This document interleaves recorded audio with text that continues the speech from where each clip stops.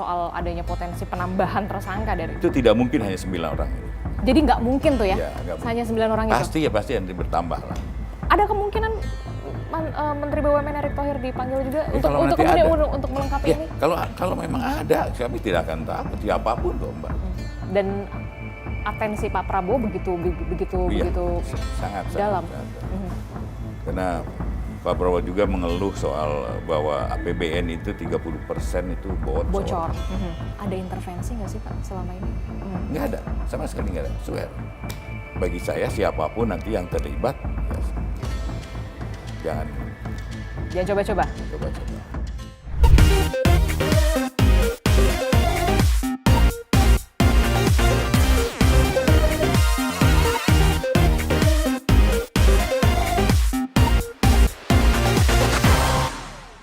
Halo, kembali lagi di On Point with Adisti Larasati. Banyak beragam isu yang kemudian masih menjadi sorotan di pekan-pekan hari ini. Mulai dari Pertamina, kemudian ada soal bencana alam banjir. Inilah yang kemudian masih menjadi sorotan. Nah, hari ini On Point with Adisti Larasati punya kesempatan yang cukup berharga karena kita diizinkan ini untuk bertemu salah satu orang yang paling dicari saat ini. Siapa lagi kalau bukan Jaksa Agung, Bapak ST Burhanuddin. Apa kabar Pak?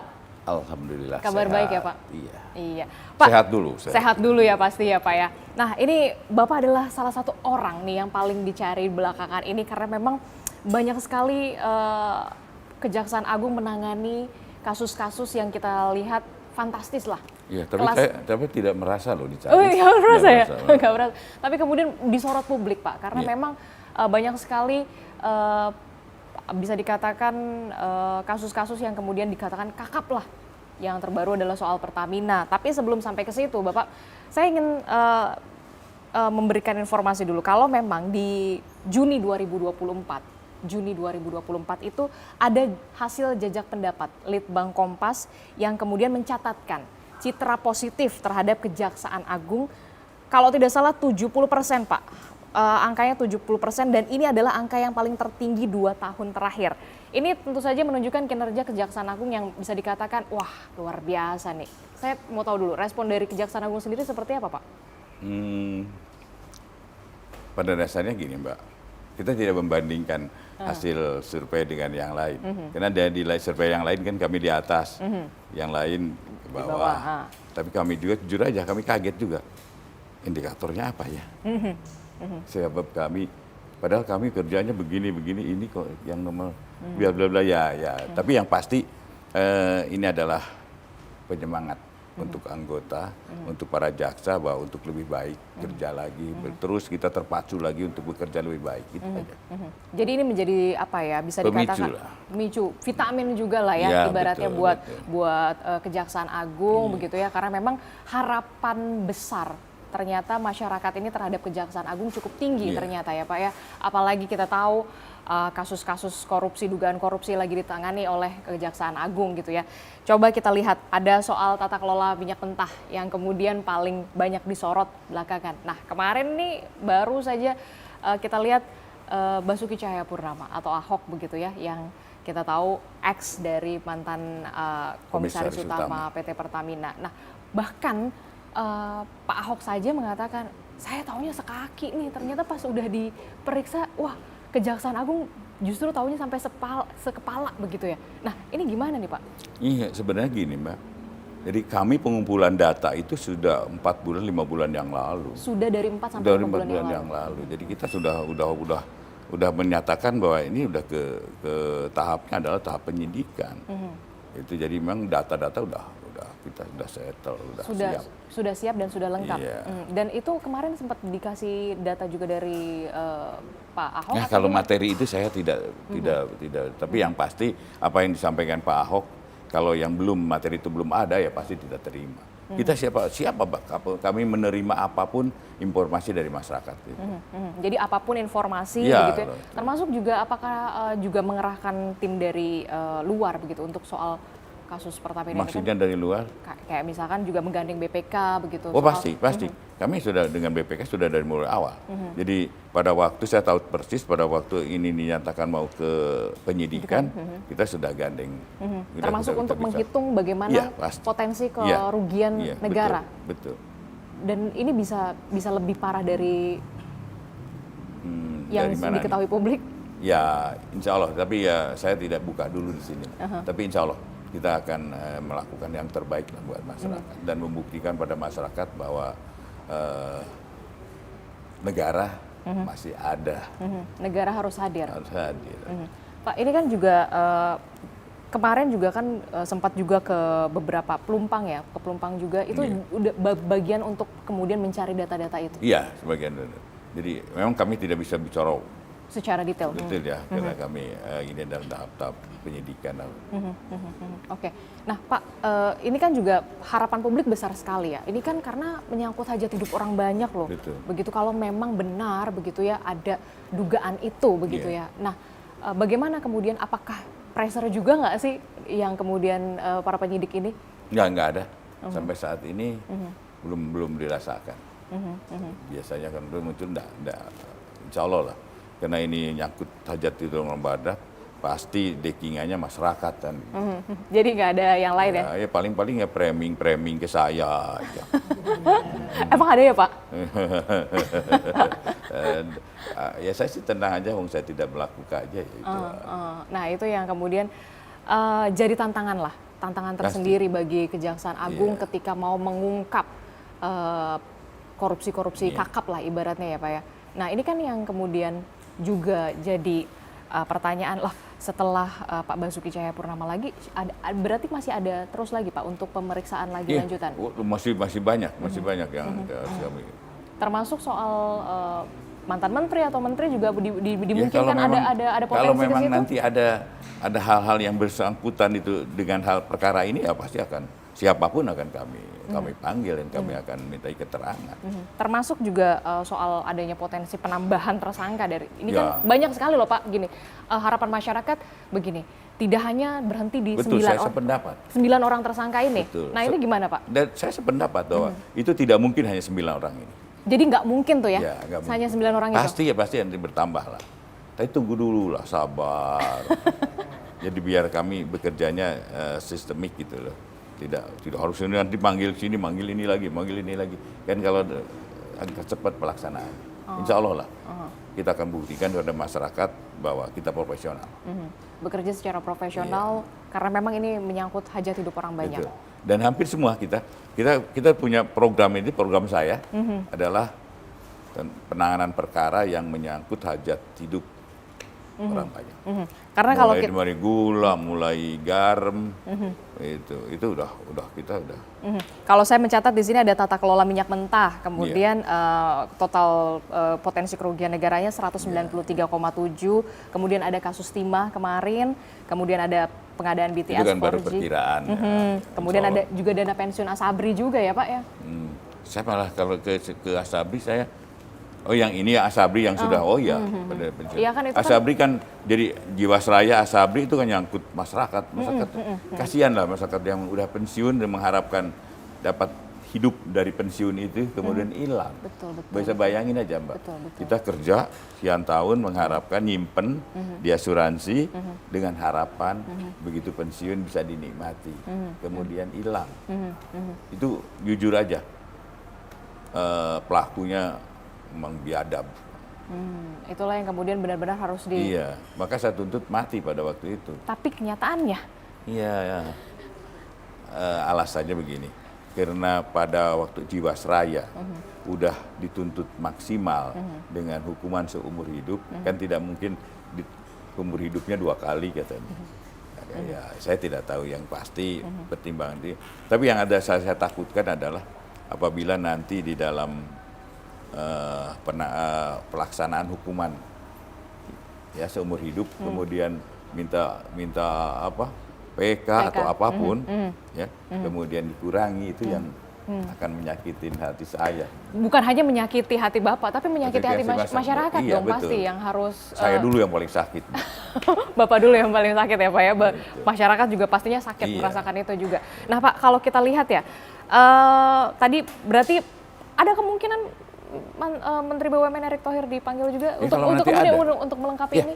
kalau memang ada, kami tidak akan takut siapapun kok Mbak. Terus kan orang berlihat, oh kemarin saya ketemu Erick Thohir, yang saya sama-sama kabinet rapat, ya normal lah. Baru saya mau tanyain itu, Pak. ya normal saya dengan kabinet. Tapi ada membahas soal itu kan pasti? Tapi tidak ada. Tidak ada Pada sama sekali? rapat malam itu tidak ada soal itu. Tidak ada malam Tidak ada soal itu. Tidak ada soal lain kan BUMN banyak. Nggak ada, sama sekali nggak ada. Swear. Sebenarnya nggak ada sinyal-sinyal itu berarti nggak ada sama sekali ya? Nggak ada. Berarti Jadi saya kaget. Dan, ya. dan ini adalah bagian untuk menghormati proses Iya. yang sedang berlangsung di Betul, Kejaksaan Agung. Tentu kita Dan bagi apresiasi. saya siapapun mau apalah siapa aja lah, nggak ada beban saya untuk tidak memeriksanya. Oke. Tapi kalau kita lihat ya, tadi karena Bapak sudah menyinggung soal saya sih maunya supaya ada efek jerah begitu ya, koruptor-koruptor ini ya kita maunya hukuman mati begitu ya. Ini sih maunya. Ya, tapi kan kemudian kita lihat pada kenyataannya. Tapi kemarin di salah satu acara Kemendikdasmen begitu ya, Pak Prabowo dengan berapi-api, dengan bersemangat. Saya tidak takut pada koruptor, saya tidak takut dengan mafia begitu. Ini menjadi atensi lah pastinya dari Pak Prabowo. Apakah ada arahan ke... Nggak ada. Tapi yang pasti kami tambah semangat.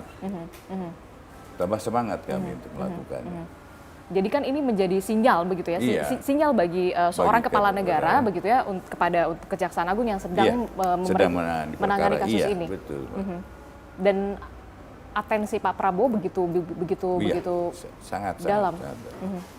Karena Pak Prabowo juga mengeluh soal bahwa APBN itu 30% itu bocor.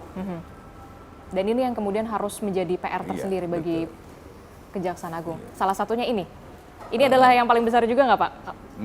Untuk sementara ini iya. Oke. Ya. Kerugiannya untuk sementara ya nggak tahu besok. Nah inilah yang kemudian menjadi tidak hanya Kejaksaan Agung tapi juga KPK pastinya ya kan juga punya tugas juga begitu. Iya. Nah bagaimana soal di daerah-daerah ini kan juga harus diantisipasi juga kebocoran-kebocoran seperti ini.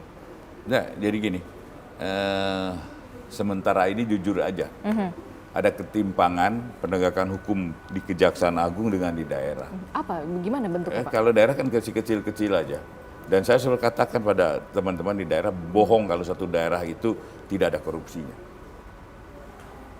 Tapi nge-push teman-teman, sekarang saya lagi coba lah. Karena untuk membangkit lah, jangan terus kita kiblatnya di Jakarta. Jakarta kalau nanti survei-survei kan Jakarta aja jadinya. Tapi di daerah agak sedikit kurang tajam gitu. Saya lagi nge-push pada anak-anak, yuk. Jadi jangan hanya dipusatkan hanya untuk di pusat saja di Jakarta begitu ya. Nah Pak balik lagi nih ke kalau yang pas kemarin berarti kan ketemu sama Pak Erick juga, ketemu menteri-menteri yang lain juga bertemu berarti ya? Ya bertemu. Tapi tadi tidak ada pembahasan soal itu? Enggak ada, ini benar. Saya enggak ada pembahasan soal Pertamina. Enggak, saya paling pantang, Mbak. Saya tidak mau ya membahas yang sedang ditangani. Saya tidak mau dengan siapapun. Pak, ini kan kalau kita lihat Kejaksaan Agung ini kan ya citra positifnya lagi tinggi-tingginya lah ya, lagi hype banget lah Pak dengan menangani kasus-kasus yang kelas kakap gitu ya. Ada intervensi nggak sih Pak selama ini? Sampai saat ini untuk kasus ini nggak ada. Untuk baru yang Pertamina ini belum ada yang nggak ada. Bahkan saya meminta atau orang yang ingin mencoba mengintervensi. Tidak ada. Dan jangan coba-coba. Mereka takut kalau dengan saya kan jarang bicara Mbak. Jadi saya nggak kalau guyon saya sering guyon. Tapi kalau soal bicara tentang pekerjaan saya tidak. Istri saya pun tidak tahu apa yang saya kerjakan di sini. Jadi inilah bagi saya siapapun nanti yang terlibat ya jangan coba-coba. Coba-coba. Dan tidak pandang bulu? Ya pasti. Termasuk tidak hanya berhenti di jangankan itu saudara saya aja kalau terlibat saya jegurin sudah. Jadi memang tidak ada perbedaan soal saya ini? tidak ada beban yang pasti. Saya tidak ada beban. Kenal apapun, ya kalau dia terlibat ya udah apa-apa. Pak Joni Plate dulu baik dengan saya. kurang baiknya apa? Tapi kalau terlibat ya sudah, silakan, saya tidak mau ikut-ikut tahun. Gitu. Tapi sejauh Bapak kan dulu periode ya kan, maksudnya dari ini kan ya cukup lama. Tidak ada yang berani untuk mengintervensi. Nggak ada, tidak ada. Ke jajaran bawah? Tidak ada juga. Tidak ada laporan sampai ke Bapak. Begini, Mbak. Di bawah ini tergantung pimpinannya. Kalau pimpinannya mau kurang ajar, di bawah akan lebih kurang ajar. Itu. Kalau pimpinan saya udah menolak, di bawah pasti takut untuk menerima. Gitu. Jadi memang kepalanya dulu nih. Yang penting makanya itu penegakan hukum, pemberantasan korupsi dari mana? Dari pribadi masing-masing dulu lah. Jangan terlalu banyak teori gitu. Dan kalau menterinya nggak korupsi, bawah pun takut tuh. Betul. Tapi kalau di atasnya, oh kayak lu juga gitu lah, gue lebih-lebihan. Oke, Pak, tantangan terbesar apa Pak kemudian ketika menangani kasus-kasus besar? Kalau kasus Antam, hype banget, kasus Pertamina, kemarin Asabri, kemudian kita juga tahu Timah yang kemudian juga banyak juga disorot begitu ya, sampai akhirnya banding. Iya. Tantangannya yang pasti saya selalu nge-push anak-anak untuk selalu belajar terus. Karena ini semakin teknologinya tinggi korupsinya, jadi ya harus semakin pintar juga. Harus lebih. Harus pintar daripada malingnya lah gitu. Harus lebih pintar daripada malingnya ya Pak ya. Nah Pak, ini kan kalau kita lihat ya, oke, masuk nih, kejaksaan sudah tegas sekali. Oh ini hukuman segini kita tuntut segini segala macam. Tapi kemudian yang jadi persoalan penyitaan asetnya gimana, perampasan asetnya gimana? Itulah yang kemudian masih menjadi pertanyaan kita. Inilah ada kelemahan dari kami yang itu kurang terbuka. Sebenarnya kami ini dilelang ya, jadi ini kan tidak diekspos. Nanti saya akan minta Pak Kapuspen selalu ekspos. Jadi kami itu setiap hari ada pelelangan. Setiap hari? Iya, harus ada pelelangan. Tapi mungkin itu tidak terekspos. Ya tidak terekspos. Jadi bisa dilihat sebenarnya penerimaan PNBP, ya, penerimaan bukan pajak itu. Itu di situ akan kelihatan bahwa kejaksaan itu PNBP-nya tinggi. Itulah hasil dari situ. Sebenarnya nanti kita kan saya minta Pak Kapus lah lebih. Jadi Pak Kapus harus rajin-rajin lagi ya, kemudian ekspos juga ke media ya. Jadi mungkin nanti akan khusus ya, perintahkan nanti khusus kita ekspos hasil loh dari perkara ini segini ini. Dan memang masih banyak yang belum kelelang. Tanah terutama. Tanah itu banyak yang belum kelelang. Kenapa? Pelelangannya harganya selalu tinggi, itu yang saya pusing. Harganya selalu tinggi, sehingga masyarakat harusnya kan antara misalnya yang 1 meter beli meteran, ya beli dengan terus ribuan meter, harganya sama, jadi orang nggak laku. Misalnya yang semeter 1.000, yang beli 10 meter ya 1.000. Ini beli ratusan ribu, ya 1.000 juga harganya. Yang kadang-kadang itu tidak dipertimbangkan karena terlalu kaku saya melihat. Pak, ini kan kalau kita lihat ya, berarti kalau Pak Prabowo ini untuk soal pemberantasan korupsi, Anda bisa mengatakan sangat. Sangat. Dan ini menjadi. Iya. Sangat konsen beliau dengan kebocoran ini. Oke, Pak. Kalau untuk di Pelumpang sendiri sejauh ini berarti dokumen atau kemudian ada. Nah ini teknis sekali Mbak. Saya waktu tidak tahu, belum ada laporan, tidak ada laporan ke saya karena itu sangat teknis. Jadi itu teman-teman di bawah sih. Mungkin nanti dengan Pak Herli aja. Pak Herli yang tiap hari itu ke Gedung Bulat. Oke, Pak.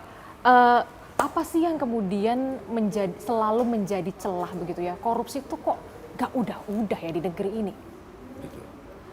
Itulah maka kami di Kejaksaan itu punya program penataan niagaan kembali. Jadi setiap kita melakukan penindakan, ya selesai penindakan kami perbaiki tata kelolanya. Contoh Jiwasraya kami, Garuda juga kami lakukan, sehingga tidak terulang lagi. Karena kami punya program bahwa penindakan atas satu kasus itu sekali aja, selanjutnya adalah perbaikan. Jadi yang terus diulang-ulang itu aja. Jadi saya minta selanjutnya adalah perbaikan untuk tidak terjadi pengulangan.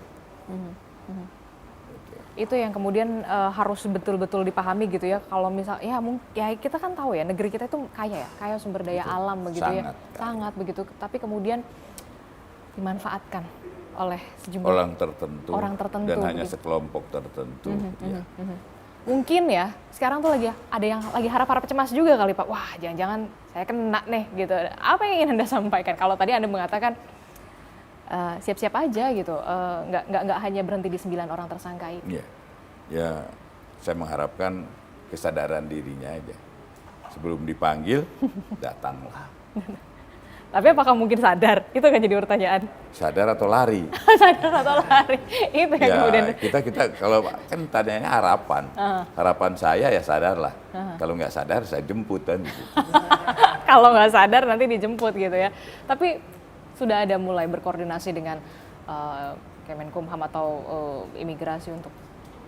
Ya pasti kalau nanti gini, syarat untuk ke imigrasi itu dicekal harus statusnya sudah jelas pasti akan jadi tersangka gitu. Jadi kita tidak bisa mencekal sesuatu tanpa ada alasan. Oke. Ya berarti kalau nggak sadar ya udah lari aja nanti dijemput sama kejaksaan. Sebelum lari kita jemput dulu. Sebelum lari kita jemput. Jangan sampai bikin kerjaan Kejaksaan Agung ya buat jemput-jemput ya Pak ya. Karena banyak juga tugasnya Kejaksaan Agung.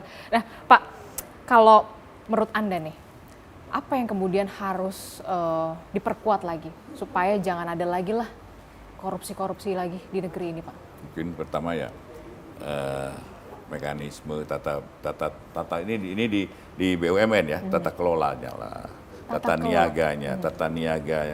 Ya kita kan kelemahan itu kita tutup lah. Gitu ya. Yang sudah ini kelemahannya di sini, kelemahannya itu. Supaya kita sama-sama, dan yang utamanya lagi itu saya katakan pemberantasan korupsi itu dimulai dari mana? Ya dari pribadi masing-masing. Itu.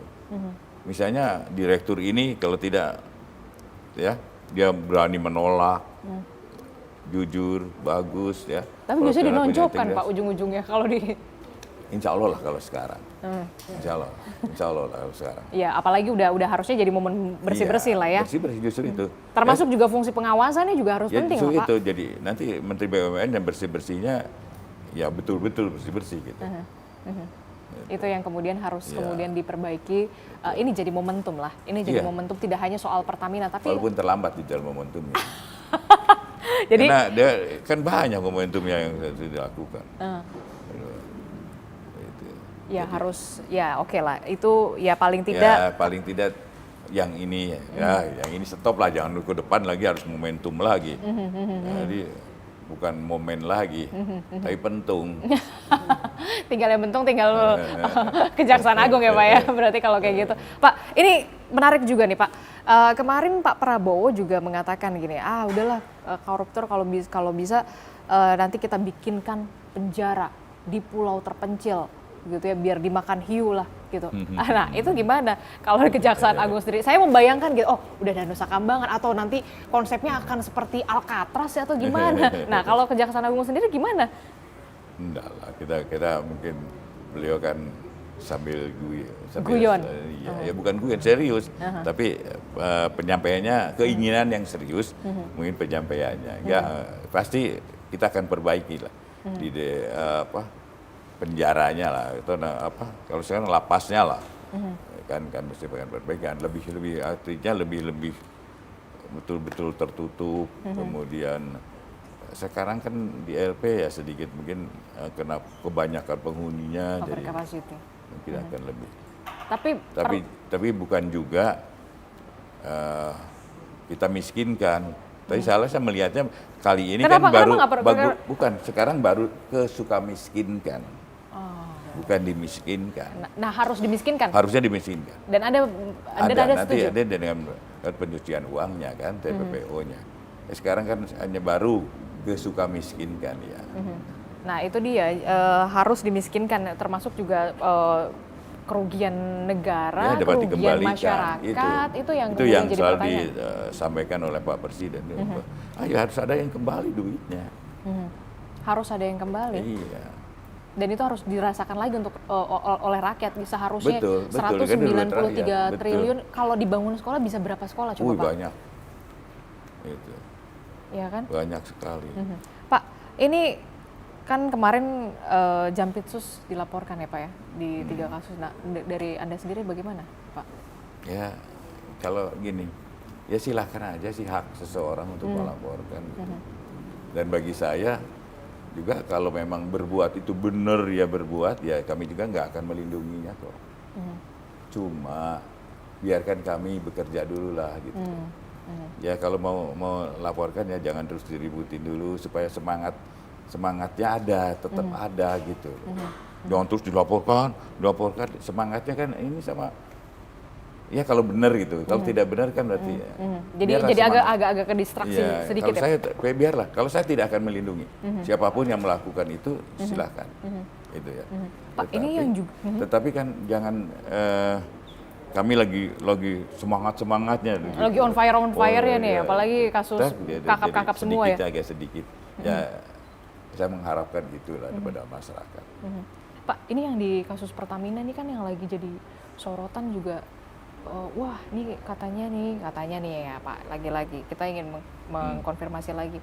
Jadi ada WhatsApp grup di antara mereka ini nih. Bahkan katanya benar gak ya itu WhatsApp grupnya tuh judulnya orang-orang senang.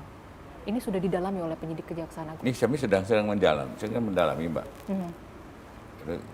Kami kemarin saya marahin yang piket saya kumpulin. Kok bisa punya HP gitu.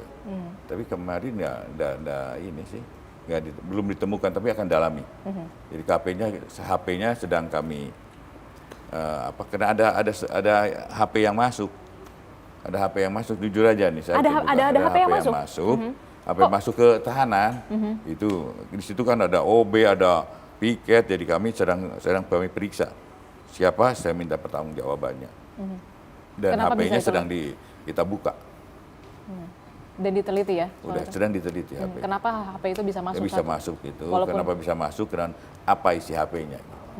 Oke, karena ya ini lagi-lagi harus menjawab harapan dan ekspektasi dari masyarakat yang bisa dikatakan terlalu tinggi lah untuk Kejaksaan Agung untuk bisa mengungkap. 3 kata Pak untuk pemberantasan korupsi. Ayo kita memberantas korupsi, dimulai dari diri kita masing-masing. Oke, baik. Terima kasih Jaksa Agung ST Burhanuddin telah bergabung di On Point with Adistila Rasati. Terima kasih banyak ya Pak ya sudah bergabung. Nah, itu tadi pembahasan kita banyak sekali. Kalau kita lihat beberapa waktu belakangan ini memang Kejaksaan Agung tengah melakukan penyidikan terhadap kasus-kasus korupsi yang kemudian disorot publik.